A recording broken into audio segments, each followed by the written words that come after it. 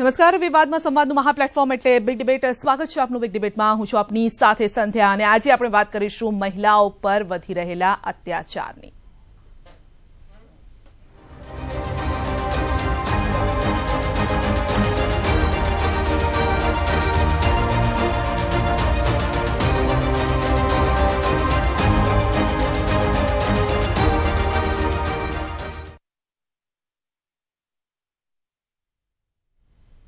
તો હેવાનિયતની હદ થઈ જાય છે. અત્યાર સુધી આ ઘરનો કંકાસ ઘરમાં રહેતો હતો, પરંતુ સોશિયલ મીડિયા, સીસીટીવી ફૂટેજ અને આ સાથે જ મોબાઈલ વિડીયોના કારણે હવે આ રસ્તા પર આવી ગયો છે આ કંકાસ. મહિલા સુરક્ષા અને સ્ત્રી સશક્તિકરણની વાતો કરનારા આજના સમયમાં પણ મહિલાઓની સ્થિતિ કેટલી દયનીય છે તેના 3 ઉત્તમ ઉદાહરણો છેલ્લા 4-5 દિવસ દરમિયાન સામે આવ્યા છે.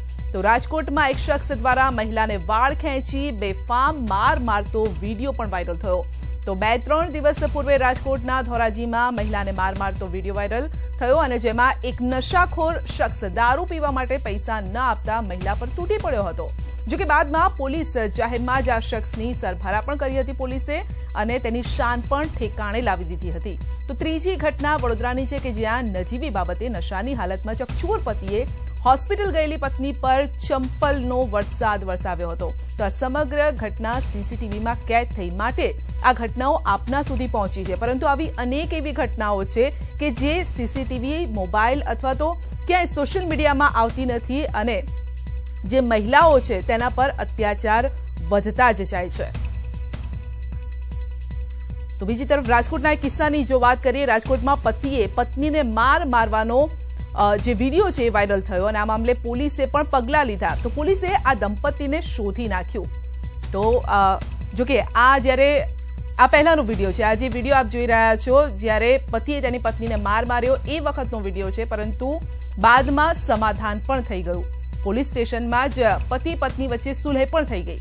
તો પત્નીએ પતિ વિરુદ્ધ ફરિયાદ કરવાની ના પાડી દીધી. તો બીજી તરફ પતિએ પણ ફરી આવું ન કરવાની ખાતરી આપી છે. તો ઉલ્લેખનીય છે કે શહેરના ગાયત્રીનગર મેઇન રોડ પર શખ્સ મહિલાના વાળ ખેંચી અને મારતો વિડીયો જે છે સોશિયલ મીડિયામાં વાયરલ થયો. તો મહિલા રોતી રહી, પુરુષ બેફામ મારતો રહ્યો. પહેલા વાળ ખેંચ્યા, પછી ફેંટો મારી અને અંતે મહિલાના પરિવારની અનેક મહિલા આવી અને મહિલાને બચાવી હતી. આટલો માર સહન કર્યો, પરંતુ છેલ્લે પોલીસે જ્યારે સુલહ કરાવી ત્યારે આ મામલો થાળે પડી ગયો છે. તો એ પછીનો આ ફોટો છે. પહેલા મારવામાં આવે છે, પછી સુલે થઈ જાય છે. બંને સ્માઇલ પણ આપી રહ્યા છે.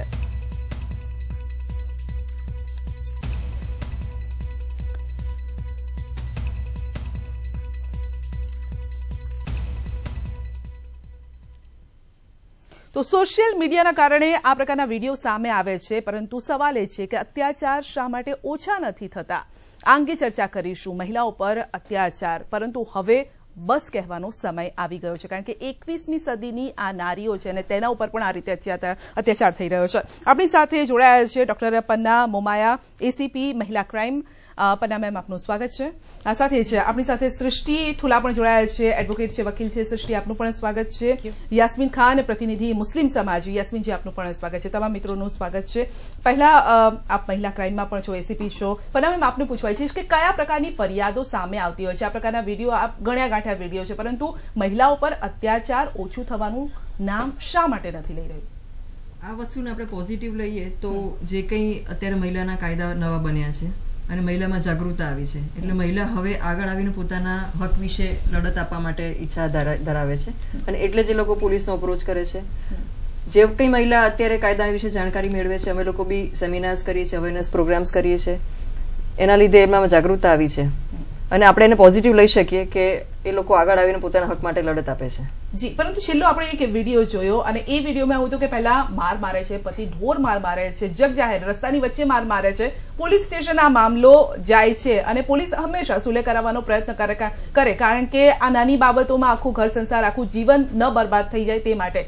પરંતુ ત્યારે એક પ્રોમિસ આપવામાં આવે છે કે મામલો હવે આવું નહીં થાય, પતિ દ્વારા અથવા પત્ની દ્વારા આ પ્રકારનો ઝઘડો નહીં થાય. તેમ છતાં આ પ્રકારના કિસ્સાઓ વારંવાર થતા જ રહે છે. મેમ, હા, મહિલા પોલીસ સ્ટેશનમાં પણ વધારે પડતા જે ડોમેસ્ટિક વાયલન્સના કેસીસ આવે છે, પતિ પત્નીના ઝઘડાના કેસીસ આવે છે. એક એવું હોય છે કે પતિ પત્નીના ઝઘડામાં સુલે થઈ જાય તો એમનો ઘર સંસાર આગળ ચાલે અને નજીવી બાબતમાં તકરાર ન થાય એની એક તકેદારી રાખવામાં આવે છે. પરંતુ જ્યારે આ વસ્તુ વધી જાય અને એક હદથી આગળ વધે ત્યારે ચોક્કસ મહિલા પોતાનો અવાજ ઉઠાવે છે અને એફઆઈઆર પણ દાખલ કરવામાં આવે છે. જી યાસ્મીન, જો આપને પૂછવા ઈચ્છીશ કે ઘણી વખત મહિલાઓ દબાયેલી કચડાયેલી શા માટે રહે છે? એ પછી એજ્યુકેટેડ હોય અથવા તો અનએજ્યુકેટેડ હોય, એ લોકો ડિપેન્ડન્ટ છે એટલા માટે આ સુલે કરવામાં આવતી હોય છે? જી બિલકુલ, હું તો એ જ કારણ બતાવીશ કે મહિલાઓની અંદર કંઈ ને કંઈ એક ડર છે સમાજનો.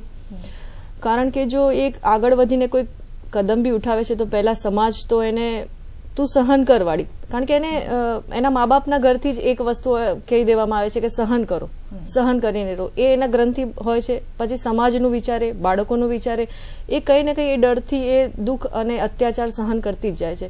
બીજું કે કાયદાકીય જે આજે આપણી પ્રક્રિયા છે એટલી બધી લાંબી છે કે એ વચ્ચે એ ક્યાં રહે અને એનું ભરણ પોષણ અથવા એના બાળકોનું ભરણ પોષણ કેવી રીતે થાય? કારણ કે જો એ પોલીસમાં કમ્પ્લેન બી કરે છે એના પછી ઘરે આવ્યા પછી એ જ માણસ જોડે એને રહેવાનું, તો એ વસ્તુ ત્યાં એને કોઈ પણ જાતનો સપોર્ટ કે એવું કંઈ હોતું નથી એના માટે. અને બીજું કે જે એજ્યુકેટેડ છે તો ઠીક, પણ જે લોકો નથી, જેનામાં શિક્ષણ નથી, એ લોકોને તો કાયદાનું એનું ખ્યાલ જ નથી, અવેરનેસ નથી.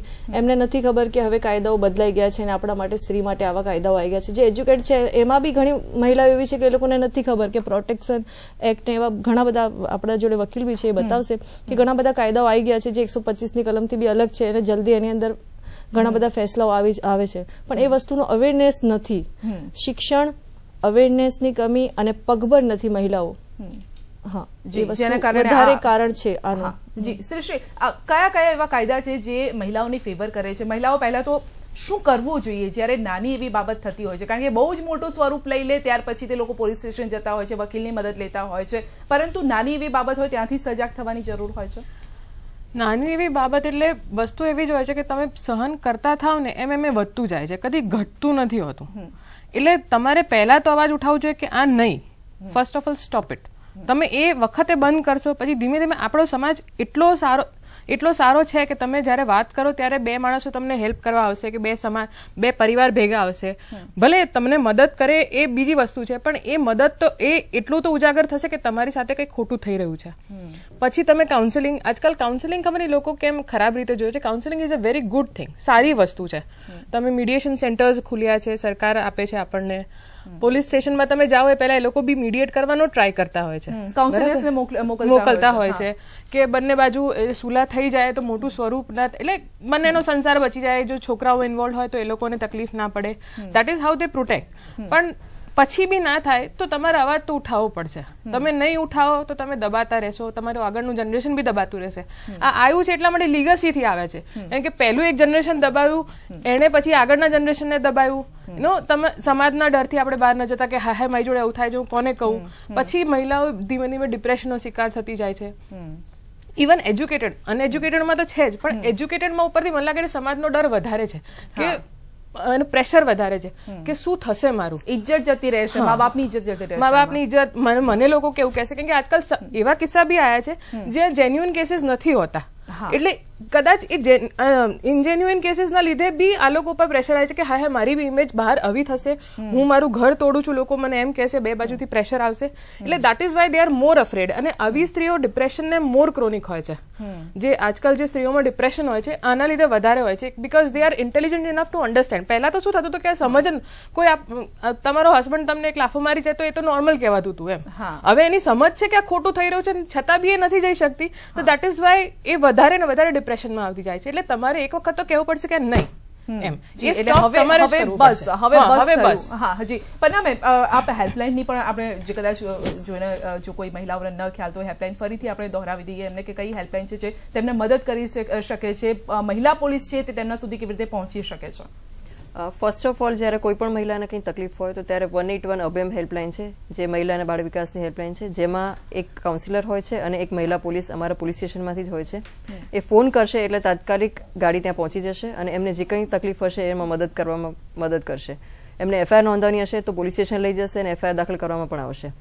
સેકન્ડલી, તમે 100 નંબર ડાયલ કરો તો તાત્કાલિક ડાયલ 100 પરથી કંટ્રોલ રૂમમાંથી પણ ગાડી પહોંચી જાય છે. તમે ડાયરેક્ટલી પોલીસ સ્ટેશન આવીને સંપર્ક કરી શકો છો. અત્યારે 33% મહિલા અને અનામતની રીતે દરેક પોલીસ સ્ટેશનમાં મહિલાઓ છે, એટલે નજીકના પોલીસ સ્ટેશન જઈ શકે છે અને મહિલા પોલીસ સ્ટેશન આવે તો ત્યાં મહિલા અધિકારીઓ હોય છે અને એમને સાંભળે અને એમને સહાનુભૂતિપૂર્વક સાંભળી અને એમનું નિરાકરણ લાવવામાં આવે છે. જે કંઈ ડોમેસ્ટિક વાયલન્સના કેસીસ થાય છે, શારીરિક માનસિક ત્રાસની આપણે જે વાત કરીએ છીએ, એમાં જેમ બેને કીધું કે સૌપ્રથમ નાની બાબતમાં સહન કરવાનું શરૂ કરે છે અને પછી એ સહન કરતા કરતા એક એવું પોઈન્ટ આવી જાય છે કે જ્યારે એને એમ થાય છે કે ના હવે સહન નથી થતું અને ત્યારે જ એ પોતાની તમામ જે સામાજિક મર્યાદા હોય છે એ તોડીને પણ એ પછી પોલીસ સ્ટેશનનો અપ્રોચ કરે છે અને ત્યારે અમે લોકો સહાનુભૂતિ રાખીને પણ એને સાંભળીએ છીએ અને અમે એને એ રીતે મદદ કરીએ છીએ. ઘણા બધા કાયદા છે મહિલા માટે. ડોમેસ્ટિક વાયલન્સ એક્ટ છે, ભરણ પોષણનો કાયદો છે. એટલે એક રીતે એમ જોવા જઈએ કે ભાઈ મને ઘરથી કાઢી મૂકશે અથવા તો હું કેસ દાખલ કરીશ પછી મારું ને મારા બાળકોનું શું. સૌથી વધારે પ્રશ્ન બાળકોનો હોય છે તો એની માટે મેન્ટેનન્સ એક્ટ જે છે એનાથી એને ભરણ પોષણ બી મળી રહે છે. એને એના હકનું લડત માટે આપણે પ્રયત્નશીલ રહીએ છીએ અને એને કોઈ પણ તરીકે એને તકલીફ ન પડે અને ઇકોનોમિક પગભર થાય એની માટે પણ એને આપણે મદદ કરીએ છીએ. જી, એટલે મહિલાઓ ડરવાની જરૂર નથી અથવા તો એ ચિંતામાં રહેવાની જરૂર નથી કે કદાચ આ સ્ટેપ જે લઈ રહ્યા છે પોલીસ સ્ટેશન જવાનું અથવા તો આ જો બ્રેક પણ થઈ જાય તેમનો રિલેશન તો આગળ કેવી રીતે સર્વાઈવ કરી શકશે. કારણ કે મારી જોડી રોજ માર ખાઈને તો જીવી નથી શકતી, એટલે કંઈક ને કંઈક પગલું તો ભરવું પડશે. યસ્મીન, પરંતુ આપને પૂછવાય છે કારણ કે આપ મુસ્લિમ સમાજના આગેવાન પણ છો, ટ્રિપલ તલાક, પહેલા તો ફક્ત આ જે બે વર્ડ છે ને એને સમજવાની જરૂર છે. ટ્રિપલ તલાક એટલે ત્રણ વાર તલાક, જે આપણે જે એક સાંસની અંદર તલાક તલાક તલાક કેવું, જે હમણાં આપણે જોયું છે કે કેટલો બધો વિરોધ થઈ રહ્યો છે અને હમણાં બહુ આસાન છે કેવું ને. હા, બહુ આસાન છે કેવું, પણ પછી એની જે ઇફેક્ટ પડે છે સ્ત્રી ઉપર એ કોઈ સમજતું નથી. પણ હું પહેલા તો હું ધન્યવાદ આપું છું કે સુપ્રીમ કોર્ટને કે ભારતની મુસ્લિમ મહિલાઓની સંવેદના સમજીને એક ક્લિયર સ્ટેન્ડ સુપ્રીમ કોર્ટે લીધું છે અને 11 મે એ લોકો કંઈ આના ઉપર સ્ટેપ લેવાના છે. અને જે ટ્રિપલ તલાક છે એ હું તમને કહી દઉં કે જે મુસ્લિમ ફોલો કરે છે ધાર્મિક પુસ્તક કુરાન શરીફ, એની અંદર ટ્રિપલ તલાકની કોઈ જોગવાઈ છે જ નહીં.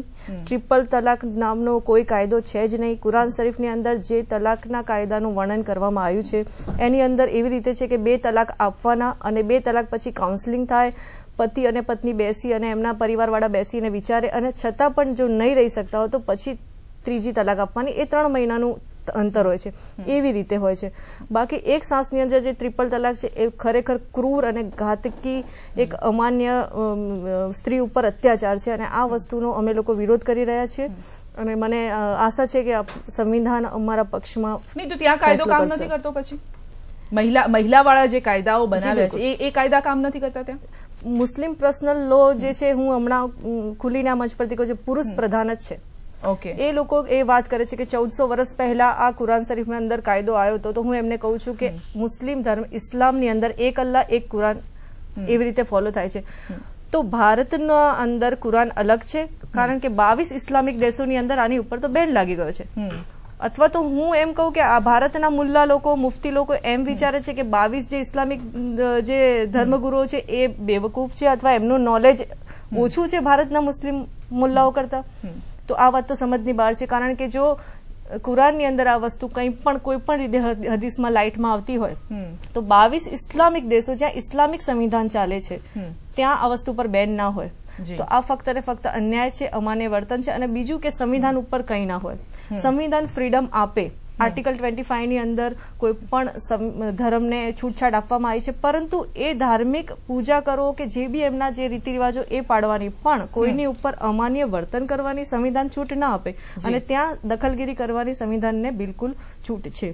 અને મહિલાઓ, મુસ્લિમ મહિલાઓ આ માટે મુસ્લિમ મહિલાઓએ જ આ વસ્તુની પહેલ કરી છે. મુસ્લિમ મહિલાઓ જ ગઈ છે. આ કોઈ રાજનીતિક મુદ્દો નથી, કોઈ બીજેપી કોંગ્રેસ કોઈ મુદ્દો નથી. આ વસ્તુ મુસ્લિમ મહિલાઓ ખુદ ગઈ છે. એટલે ક્યાં સુધી અત્યાચાર સહન કરતી રહેશે? એટલે માટે જ હવે કહેવાનો સમય આવી ગયો છે. હવે બસ મહિલાઓએ આ કહેવાનો સમય આવી ગયો છે કારણ કે અત્યાર સુધી જે ઘરનો કંકાસ હતો એ 4 દિવાલની વચ્ચે રહેતો હતો, પરંતુ સોશિયલ મીડિયાના કારણે હવે સીસીટીવીના કારણે આ ઘરનો કંકાસ જે રસ્તા પર આવ્યો છે અને આપના સુધી પણ આપના ઘર સુધી પહોંચ્યો છે. પરંતુ હવે મહિલાઓ જાગૃત થવાની જરૂર છે. હવાનિયતની હદ લોકો જ્યારે પાર કરી રહ્યા હોય ત્યારે આપણી સાથે જાનકીબેન પણ જોડાઈ ગયા છે. જાનકી વસંત સામાજિક કાર્યકર્તા છે. જાનકીબેન, આપનું સ્વાગત છે. પહેલા આપણે ચર્ચા કરી મહિલાઓ પર કયા પ્રકારના અત્યાચાર થતા હોય છે, શું કરવું જોઈએ, પરંતુ આપની પાસે એવા બીકોઝ સામાજિક કાર્યકર્તાઓ છે, ઘણા બધા કેસીસ આવતા હશે, મહિલાઓ કયા પ્રકારના અત્યાચારોથી પીડિત હોય છે અને એમની માનસિક સ્થિતિ કેવી હોય છે જ્યારે આપની પાસે આવતી હોય છે? સંવેદના સંસ્થા દ્વારા જે હું કામ કરી રહી છું, તો કામ આપણું બાળકો સાથે છે સંવેદનાનું, પણ જ્યારે આપણે બાળક સાથે જોડાઈએ ત્યારે માતા સાથે જોડાવું જ પડે તો જ એ સાયકલ પૂરી થાય. અને જ્યારે અમે માતાઓ સાથે જોડાઈએ, જે વાલી મીટિંગ હોય આ દ્વારા, ત્યારે એ એક એટલો મોટો લર્નિંગ એક્સપિરિયન્સ અમારા સૌ માટે થઈ જાય છે. અને શિક્ષણ એ શું છે એ અમે એ ગ્રાસરૂટ પરથી શીખ્યા કે શિક્ષણ માત્ર એકેડેમિક ભણાવવું એ આ બાળક માટે નથી, કારણ કે આ બાળક રોજ રાત્રે તેનો પિતા જે મજદૂર છે એ ઘરે આવી દેશી દારૂ પી અને એની માતાને મારે છે, એ જોયા પછી એ બાળક સૂઈ જાય છે અને સવારે અમારી પાસે આવે છે. એટલે અને આ જે કામ જે સ્લમ વિસ્તારમાં કામ કરીએ છીએ તેમાંથી 70 થી 75% ઘરોમાં આ સમસ્યા છે. એટલે આ જે ડોમેસ્ટિક વાયોલન્સની સમસ્યા છે તે માત્ર આર્થિક રીતે સદ્ધર લોકોમાં જ નથી અને આ અંડર પ્રિવિલેજમાં પણ નથી, બંને બાજુ એટલી પ્રેવેલન્ટ છે. પરંતુ ખોલીને બહાર કોણ આવે છે? અનએજ્યુકેટેડ લોકો આવે છે, મહિલાઓ આવે છે કે એજ્યુકેટેડ લોકો પણ આવે છે? કારણ કે સમાજનો ડર પણ એટલો જ લાગતો હોય છે કે મારી ઇજ્જત ક્યાં ન જતી રહે, મારા મા બાપની ઇજ્જત ન જતી રહે. ચોક્કસ. જેમ કે શોઝની જે કમિટી છે, સેક્સ્યુઅલ હેરેસમેન્ટ એક્ટ જે છે સુપ્રીમ કોર્ટનો, એના દ્વારા એક્સટર્નલ કમિટી મેમ્બર તરીકે હું ઘણી કંપનીઓમાં છું. કશા નામ લીધા વગર આ કંપનીઓમાં જે ખૂબ શિક્ષિત બહેનો દીકરીઓ કામ કરતી હોય છે, જ્યારે આ લોકો એક કરેજિયસ સ્ટેપ ભરે છે કે કમ્પ્લેન કરે છે આઈસીસી કમિટીમાં, અને એ લોકોની સામે વિટનેસીસને ઇન્ટરોગેટ કરી અને કમ્પ્લેનન્ટની સાથે વાત કરીને જ્યારે કેટલું બધું જાણવા મળે છે, અને એ વખતે બે વસ્તુ બહાર આવે છે. એ કે મોટી મોટી કંપનીઓ જ્યાં બધા જ સો કોલ્ડ એજ્યુકેટેડ લોકો હોય છે, તેના પુરુષો કેટલા બધા જેન્ડર ઇનસેન્સિટિવ હોય છે તે ખ્યાલ આવે છે. અને સાથે સાથે બીજી વાત એ મને વધારે દુઃખદાયક લાગે છે કે સ્ત્રીઓ પોતે, આ ભણેલી ગણેલી છોકરીઓ, યંગસ્ટર્સ પોતે અમુક અંશે બધું સ્વીકારી લે છે કે મેં તો કહ્યું જ તું કે આ વ્યક્તિ સાથે આપણે ડિસ્ટન્સ રાખવું જોઈએ કારણ કે આ વ્યક્તિ તો આવી જ છે. તો શું જવાબદારી માત્ર સ્ત્રીની છે? પુરુષની કોઈ જવાબદારી જ નથી કે ભાઈ અપ્રોપ્રિએટેડનેસ શું છે? તો એ હક પુરુષોને કોણે આપ્યો? કારણ કે ક્યાંક ને ક્યાંક આપણે મહિલાઓ જ આપીએ છીએ, આપણે બોલતી નથી, માટે એ એટલા જ પાવરફુલ થઈ રહ્યા છે. એ જ તો બંને બાજુ છે કે એ માની એ જવાબદારી છે કે એની દીકરીને જેમ શીખવાડે છે કે મારે કેટલા કપડાં પહેરવા, કેવા કપડાં પહેરવા, કેવી દ્રષ્ટિથી જોવું, કયો સ્પર્શ કરવો, એ જ પ્રમાણે એના દીકરાને શીખવાડવાની જરૂર છે કે what is good touch, what is bed touch, અને કઈ રીતે આપણી બેન દીકરીઓની સામે નજર કરવી જોઈએ. અને સાથે સાથે સ્ત્રીની પોતાની, જ્યારે એક ઘરનું આંગણું ઓળંગી અને એક કરેજિયસલી બહાર નીકળે છે અને જાય છે બહાર, તો એણે માત્ર એને પોતાને સાચવવાની નથી, but she has to have that courage inside her to speak up when વાત કરવાની કે એક્સપ્રેશન એ બહુ જ જરૂરી છે. અને એક સ્ત્રી બીજી સ્ત્રીને જે કરેજ આપી શકે એ પુરુષ ના આપી શકે. જી, પરંતુ અહીંયા તો સ્ત્રીઓ જ સ્ત્રીની દુશ્મન હોય છે, કારણ કે ઘણા એવા આપણે ઉદાહરણો પણ જોયા છે. જ્યારે આવા કોઈ જ કેસીસ બહાર આવતા હોય છે, સુશ્રી ખાસ કરીને આપણે પૂછીશ કે આવા કોઈ કેસીસ બહાર આવતા હોય છે ત્યારે બીજી એક સ્ત્રી અથવા બીજી મહિલા, બીજી ગર્લ કોઈ કહેતી હોય છે ના યાર આ છોકરી જેવી હશે, આ અહીંયા ત્યાંથી શરૂઆત થાય છે. ત્યાંથી શરૂઆત 100% થાય છે. સૌથી પહેલી વસ્તુ, તમે જ્યારે be if you are facing any kind of harassment, ત્યારે તમે કોઈ બી વર્ક પ્લેસ પર હેરેસમેન્ટ, તમે ચૂપ ના રહો. સૌથી મોટી બીક જે આવા હેરેસમેન્ટ કરનારા લોકોને હોય છે ને, એ પોતાની ઇજ્જતની બહુ જ વાલી હોય છે. એટલે ફર્સ્ટ ટાઈમ જ્યારે બી ત્યાં થાય ને તો અવાજ ઉઠાવો. એને એટલી બધી બીક લાગશે ને કે એકચ્યુઅલી જે માનવામાં આવે છે ને કે છોકરીઓ ગોસિપ બહુ કરે, પુરુષો ગોસિપ બહુ કરે છે, અને એના પુરુષ વૃંદમાં એ બધું ફેલાઈ જશે કે આને હેરાન કરવા જેવી નથી. એ સૌથી પહેલા સ્ટેપ્સ લેવો. અને બીજી વસ્તુ, કાયદાથી તમે પરિચિત થાવ. જે રીતે પહેલા તમે મને એક વસ્તુ પૂછેલી કે કયા કયા કાયદા હોય છે. કાયદા, હા. સેક્શન 125 CRPC નું છે જે તમને ભરણ પોષણની જે સ્ત્રીઓને ભરણ પોષણ મળવું હોય એના માટે. 498 એ છે જેના લીધે તમને હેરેસમેન્ટથી, ડોમેસ્ટિક વાયોલન્સ તમને ઇકોનોમિક અને ફિઝિકલ તમને સિક્યોરિટી આપે છે. એ કાયદાઓ સમજી લો. ઇવન વર્ક પ્લેસીસ પર યુ આર પ્રોટેક્ટેડ. તમે ક્યાંય બી સુપ્રીમ કોર્ટની 7 પોઈન્ટની ગાઈડલાઈન છે કે સેને સેક્સ્યુઅલ હેરેસમેન્ટ કહેવાય. તમને ખરાબ વિડીયો બતાવો એ બી એક જાતનું સેક્સ્યુઅલ હેરેસમેન્ટ છે. એ કોઈ જાતનું મજાક ના ગણાય, એ ખરાબ હેરેસમેન્ટ જ કહેવાય. હમણાં એક કેસ હાલમાં બહુ જ સોશિયલ મીડિયા પર ચગ્યો છે. એક બહુ જ પોપ્યુલર ચેનલના હેડ ઉપર સેક્સ્યુઅલ હેરેસમેન્ટના કેસીસ થયા છે અને બહુ બધી સ્ત્રીઓએ એની સામે કમ્પ્લેન કરી છે. અને that is what is coming out કે કોઈની સાથે ફ્લર્ટ કરવું ઇટ ઇઝ નોટ ફોરવર્ડ. એ ખોટું જ છે. તમારી સાથે ફ્લર્ટ કરવું એ લોકોનો હક નથી બનતો.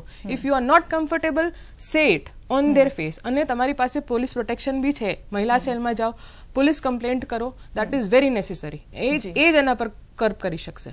જી પન્ના મેમ, કારણ કે ઘણી વખત એવું થતું હોય છે કે એકાદ બે વખત ચલો પોલીસ સ્ટેશન ગયા, મદદ પણ લીધી, પછી એ કોમ્પ્રોમાઇઝ લેવલ પર આવી જતો હોય છે આ મામલો. કદાચ પોલીસ કોમ્પ્રોમાઇઝ ન કરાવે પણ અંદર પણ સમાધાન થઈ જતું હોય છે. ઘણી વખત એવું હોય કે એટલી હદ સુધી આ મામલો વકરી ગયો હોય જ્યાં પોલીસ પણ એવું કે ના હવે અલગ થવાની જરૂર છે, કારણ કે આગળ પણ કદાચ કોઈ એવા પ્રોબ્લેમ્સ આવી શકે છે. એ પ્રકારની વાત કદાચ આપ સમજાવટમાં પણ કરતા હોય, પરંતુ મહિલાઓ શા માટે કોમ્પ્રોમાઇઝ લેવલ પર આવી જતી હોય છે? શું એવા કારણો છે આની પાછળ?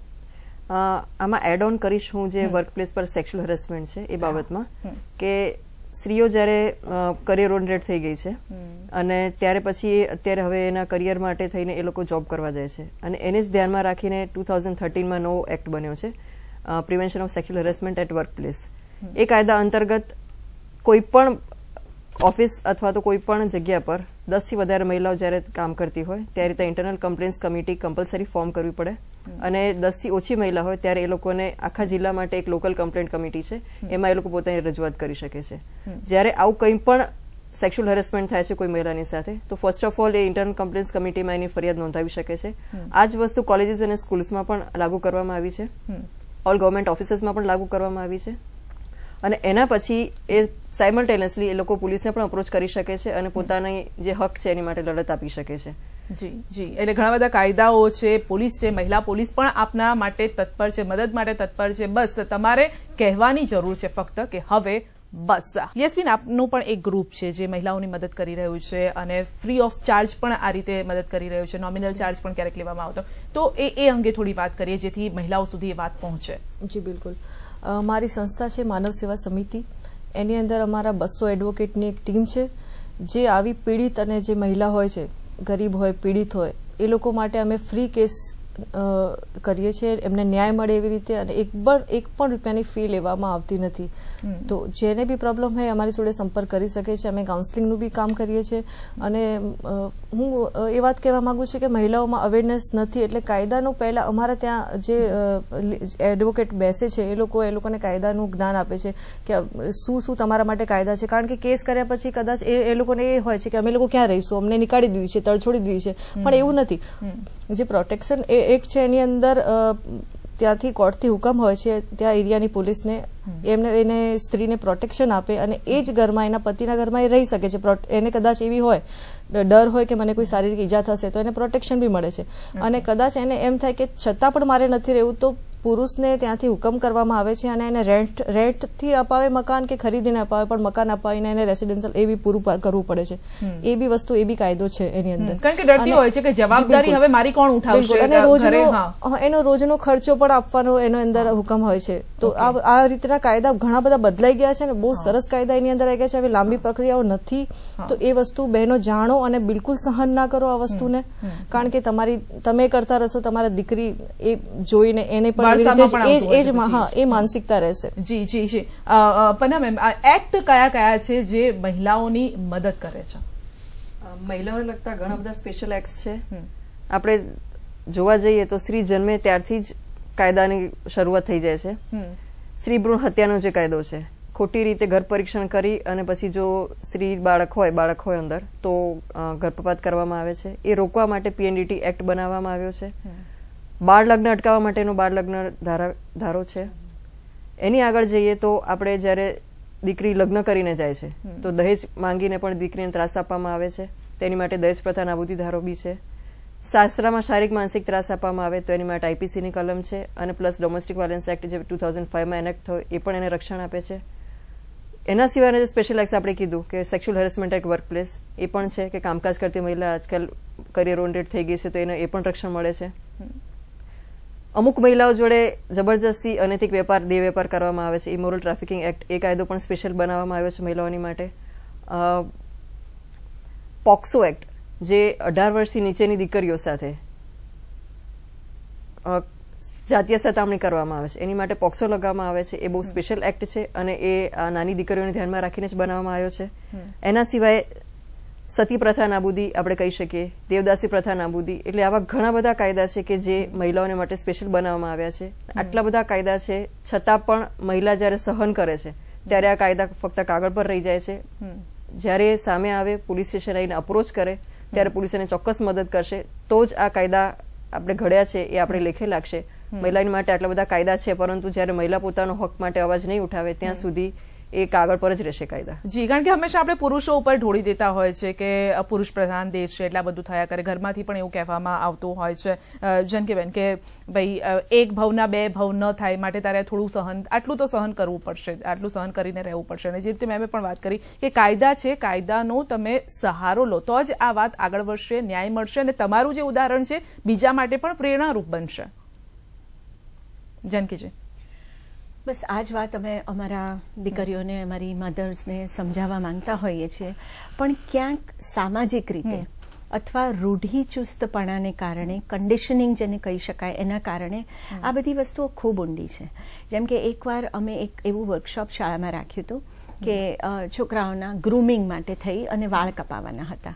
એક દીકરીના સરસ વાળ કપાવ્યા અને એ વખતે કે પ્રિયંકા ચોપરા જેવું મારે દેખાવું છે એમ કરીને સરસ વાળ કપાવ્યા. બહુ જ ખુશ બધા જ છોકરાઓ 200-250 છોકરાઓ ઘરે ગયા અને થોડીક જ વારમાં એ દીકરીને એની માં એના વાળ ખેંચી અને લઈ આવી અને છેક ઉપર સુધી દાદરા ચડીને ઉપર લાવી અને એને જે હોબાળો કર્યો છે કે મારી દીકરીના વાળ કાપવાનું તમને હક કોણે આપ્યો. એ વખતે હું બહાર હતી, આવી અને તરત જ હું એમના ઘરે ગઈ અને એ દીકરીનું મોઢું જોયું હોય તો આખું સોજેલું. એ માં સાથે મેં વાત કરી. હવે વાત એમ હતી, એ માં કે બેન તમે બધું કરો, શિક્ષણ આપો, આ બધું બરાબર, પણ અમારો સમાજ જ્યાં અમે જેની વચ્ચે રહીએ છીએ કે જે વિસ્તારમાં અમે રહીએ છીએ, સાંજ પડે આ દીકરી બહાર નીકળે જાય અને આવે અને મારી દીકરી સુંદર દેખાય છે.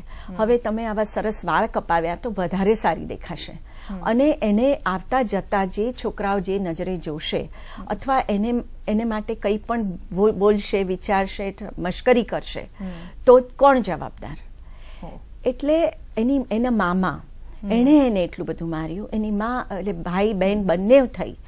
હવે જ્યારે માં અને મામા જે દીકરીના પોતાના છે તો એ જ જ્યારે આ વસ્તુ નહીં સમજે અને એને દબાવશે અને કેટલો વખત દબાવશે તો શું એ ઘરમાં એને ભરી રાખશે?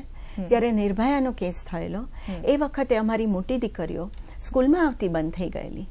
એ પછી અમે એક વાલીઓની એક મોટી પેનલ ડિસ્કશન રાખ્યું હતું, સરસ ઇન્ટરેક્શન કર્યું હતું અને એ દ્વારા એ ફાધર્સ બહુ બધા આવ્યા હતા.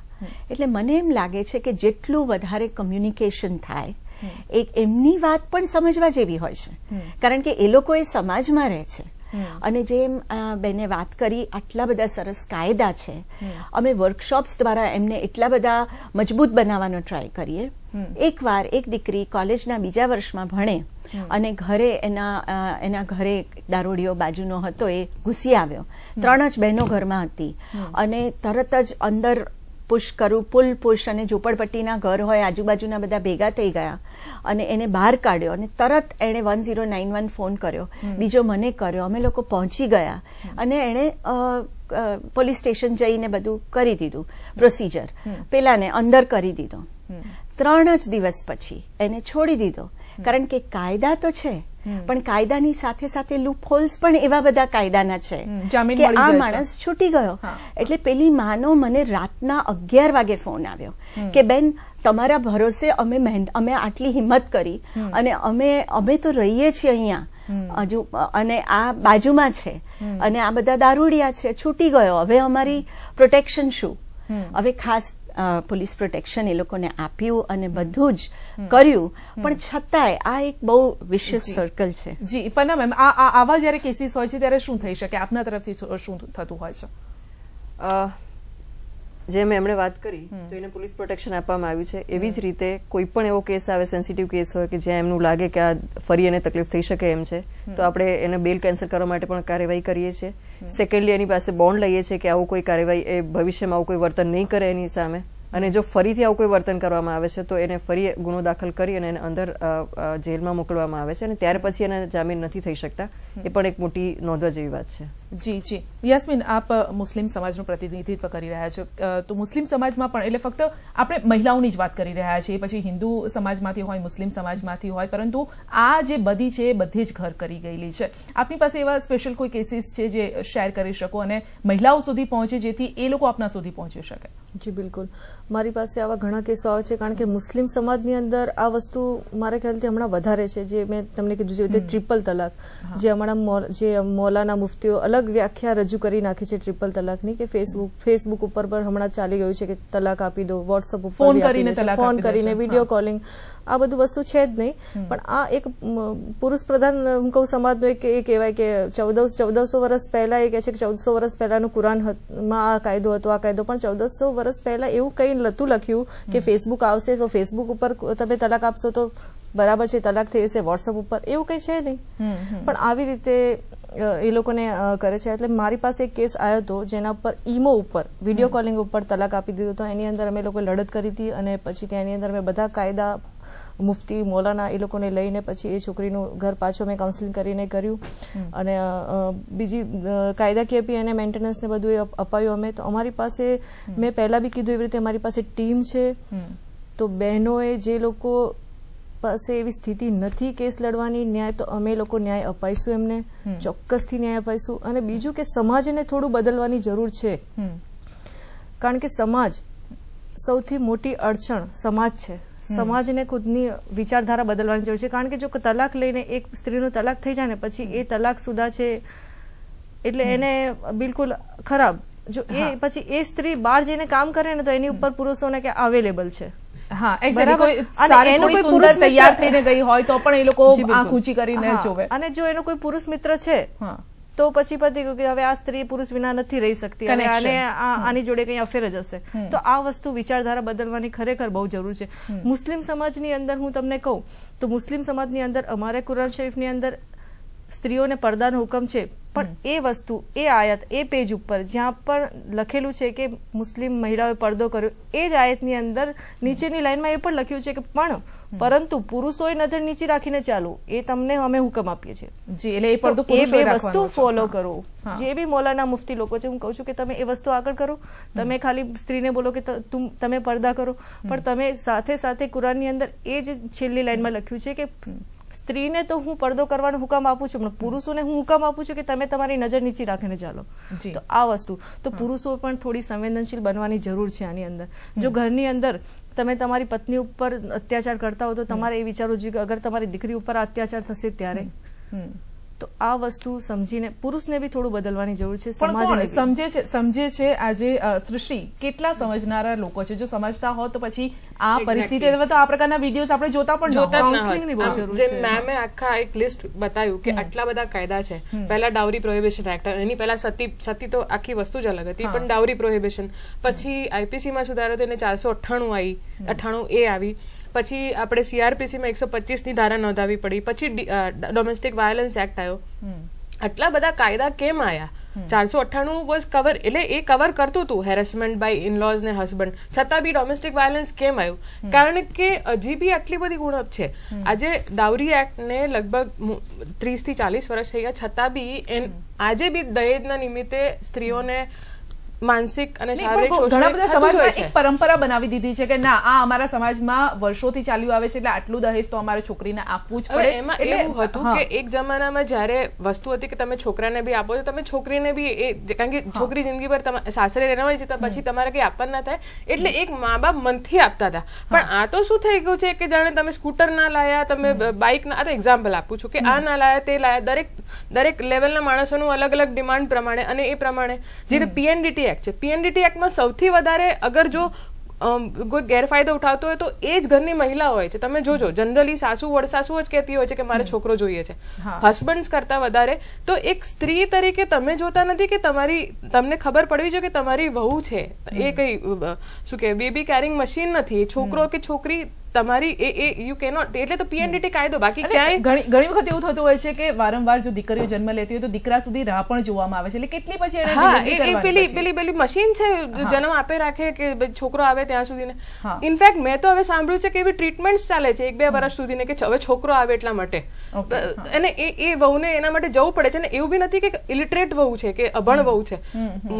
મારી પાસે જે એક્ઝામ્પલ આવ્યો તો એ તો એક સરકારી કોમ્પિટિટિવ એક્ઝામમાં ક્વોલિફાય થઈ ગયેલી હતી અને એટલા માટે પણ પૂછી રહી હતી કે બેન મારે આવી રીતે જવું છે. તો મેં કીધું હાઉ ઇઝ ઇટ પોસિબલ, આ શું છે એમ. આના માટે સ્પેશિયલ ટ્રીટમેન્ટ ચાલી રહી છે કારણ કે હવે ડિટેક્શન મનાઈ થઈ ગઈ છે એટલે આના માટે શ્યોરિટી માટે.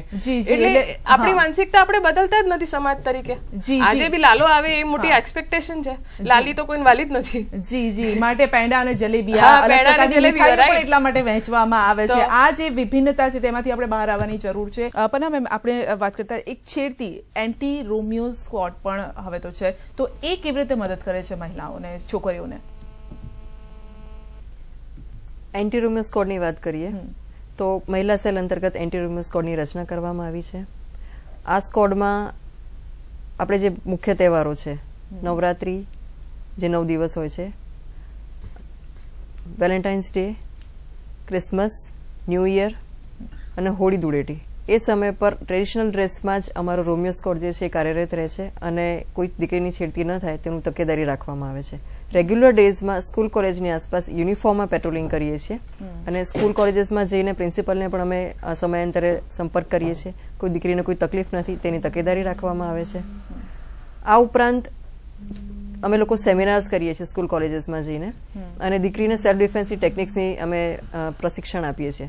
અત્યાર સુધીમાં અમદાવાદ સિટીમાં 10,000થી વધારે મહિલાઓને આપણે આ પ્રશિક્ષણ આપી ચૂક્યા છીએ અને એનાથી એક સેલ્ફ કોન્ફિડન્સ આવે છે લોકોને કે ભાઈ અમે પણ કોઈ પણ પરિસ્થિતિ હશે પહોંચી વળીશું.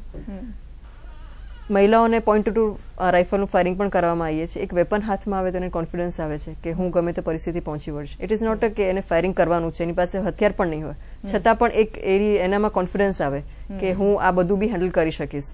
એટલે એને આપણે એ પણ તાલીમ આપીએ છીએ. કારણ કે મહિલાઓ એટલી ઘણી બધી જગ્યાએ જતી હોય છે, જ્યારે વર્કિંગ વુમન હોય અથવા તો સ્ટુડન્ટ હોય.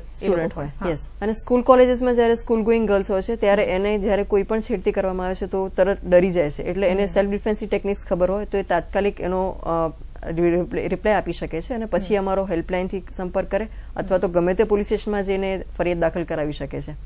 પણ એ સેકન્ડ પર એને જે મોરલ કરેજ જોઈએ છે અને જે પરિસ્થિતિનો સામનો કરવાની જરૂર હોય છે એ આપણે એને શીખવાડીએ તો એ ખૂબ સારું રહે છે.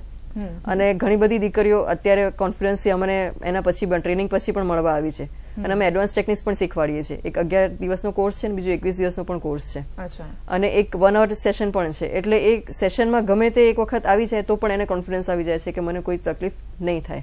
જી પરંતુ સરકાર આટલી બધી રીતે મદદ કરી રહી છે, કાયદા કાનૂન બધું છે, તેમ છતાં અત્યાચાર નથી અટકતા અને ઘરમાં જ ક્યાંક આપણે જાનકીબેન વાત કરી રહ્યા હતા કે જ્યારે આ પ્રકારના અત્યાચાર હોય છે, હેવાનિયતની હદ પાર થઈ જાય છે, ત્યારે મહિલાઓનો જે ગુસ્સો હોય છે તે પણ તેમના બાળકો પર ઉતરતો હોય છે. એટલે આખો પરિવાર એક બાબત છે, આખો પરિવારને સહન કરવું પડતું હોય છે. એકદમ અમે તો કેટલી બધી વાર એવું જોયું છે કે માં કારણ કે સહન કરતી હોય પછી એ ક્યાં જઈને કહે, પુરુષને તો કહી નથી શકવાની એટલે સીધું એનું ઉતરે એના બાળકો ઉપર. અને બાળક જ્યારે દીકરી હોય ત્યારે એ વધારે વલ્નરેબલ હોય છે, એટલે દીકરી ઉપર ઉતરે. જેમ કે અમારે એક વાલી મીટિંગ દરમિયાન એક અલગ જાતની વાયલન્સની વાત છે કે જેમાં માએ દીકરી ઉપર ઉતાર્યું નહીં, પણ છતાંય કંઈક અજબ સંવેદનશીલતા એ દીકરીએ બતાવી, જે 8 વર્ષની હતી, કે એના ગ્રેડ્સ ઓછા આવેલા, એટલે વાતચીત દરમિયાન ખબર પડી કે એ દીકરી મોડી આવે છે શાળાએ. એટલે વાત કરતા ખબર પડી કે રાતના મોડે સુધી ટીવી જુએ છે. અને વાત કરતા મેં ટીવીનું ભાષણ આપ્યું. ત્યાં મને એવું લાગ્યું કે આ કંઈક એવી વાત છે કે જે આ લોકોની આંખોમાં દેખાય છે પણ શબ્દોથી નથી બોલાતી. જ્યારે મેં એમને પૂછ્યું ત્યારે ધીમે રહીને એને કીધું કે મારા ઘરમાં 3 પુરુષો છે, સસરાજી છે, દિયર છે, મારા પતિ છે, અને રોજ રાતના એ લોકો દારૂ પી અને ટીવી જુએ છે. એક રૂમનું ઘર છે, બહાર નાનકડી ઓસરી છે જ્યાં મા દીકરી સૂવે છે, પણ દીકરી ઓસરીમાં સૂતા એને સંભળાય તો ખરું જ. એટલે એને એનું ધ્યાન હતું કે આ 10-11 વાગે જ્યારે ટીવી પતે અને એ લોકોને ભૂખ લાગે ત્યારે ખાવાનું માંગે, અને એક યા બીજા કારણસર એની માને વાયોલન્સનો સામનો કરવો પડે, દીકરી સાંભળતી હોય. એમ કરતા એ 8 વર્ષની દીકરી શીખી ગઈ કે જ્યારે હું સૂતી નથી અને દાદાના ખોળામાં બેસીને ટીવી જોયા કરું છું તો એ લોકો રમતમાં એમનું ધ્યાન જાય છે, અને એ જમતી વખતે મારી માને મારતા નથી. માટે ભલે ઝોકા ખાતા ખાતા એની માં કે બેન ઝોકા ખાતી હોય પણ એ બેસીને ટીવી જુએ ને રાતના મોડી સૂએ, એટલે સવારે કેમ ના તમારે સંવેદનામાં 8 વાગે મોકલવી. એટલે આવી કેટલી બધી વાર્તાઓ છે, વાતો છે જે ઢબેરાયેલી છે, અને અંદર છે કેટલી બહાર આવે છે એ તો બહુ જ ઓછી બહાર આવે છે. હજી આપણને ખબર પડે છે કે આટલા બધા કેસ થાય છે. દીકરી વાલનો દરિયો, કદાચ આવી જ દીકરીઓ જે સમજુ હોય છે માટે જવું કહેવાય છે. મારો રૂવાડા ઉભા થઈ ગયા આપણે જે વાત કરી એ સાંભળીને. તો પરંતુ આ અટકાવવા માટે આપણી પાસે એક મહિલાઓ હોય, યુવતી હોય, છોકરી હોય, એણે પોતાના સંરક્ષણ માટે શું કરવું જોઈએ? એટલે અમે છે ને દર સમર કેમ્પ કરીએ સંવેદનામાં, અને એમાં અચૂક આવી રીતે દીકરીઓ માટે અવેરનેસના પ્રોગ્રામ્સ સાથે સાથે સેલ્ફ ડિફેન્સના પ્રોગ્રામ્સ કરીએ. અને એટલે જ અમારી છોકરીઓ હવે પુષ્કળ સરસ મજબૂત થઈ ગઈ છે.